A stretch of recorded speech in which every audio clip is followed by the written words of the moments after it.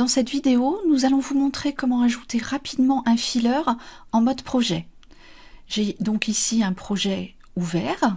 Je vais sélectionner les deux meubles, appuyer sur la touche CTRL et sélectionner également le mur, puis faire un clic droit et sélectionner Créer un filler.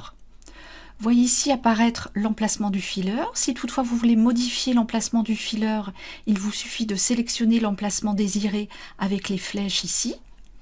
Donc là, j'ai mon filler qui est correctement positionné par rapport au projet que je souhaite. Je peux éventuellement mettre un retrait. On va mettre ici 50 mm. Je peux aussi changer le décor et appliquer une texture précise en choisissant l'élément correspondant dans la bibliothèque. Je vais ici cliquer sur OK et vous voyez donc ici dans la vue 3D apparaître mon filler. Le filler dans un premier temps va du haut en bas du meuble en fonction de la cote hors tout de mon meuble. Je peux recliquer dessus pour le sélectionner, grossir ici dans la fenêtre de gauche pour sélectionner le segment et le faire aller jusqu'au sol. Je clique sur OK et vous voyez maintenant que mon filler va jusqu'en bas. Je vais également vous montrer une autre possibilité que vous avez avec cette option de filler.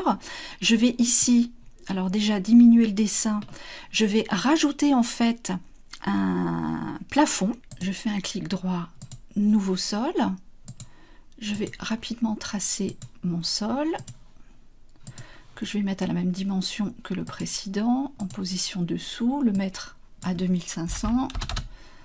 Je clique sur OK. Vous voyez ici donc mon plafond apparaître. Je vais vous le montrer également en vue 3D.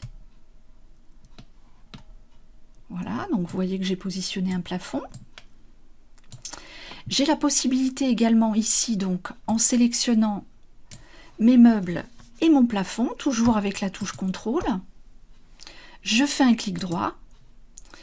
Je rajoute toujours Créer un filler. Et là, en fait, vous voyez que je peux positionner un filler qui va aller du meuble jusqu'au plafond. Ça peut me permettre de faire un bandeau, par exemple. Donc, dans ces cas-là, je grossis également ici. J'ai la possibilité donc de sélectionner mon segment pour le faire aller donc jusqu'au bord du mur.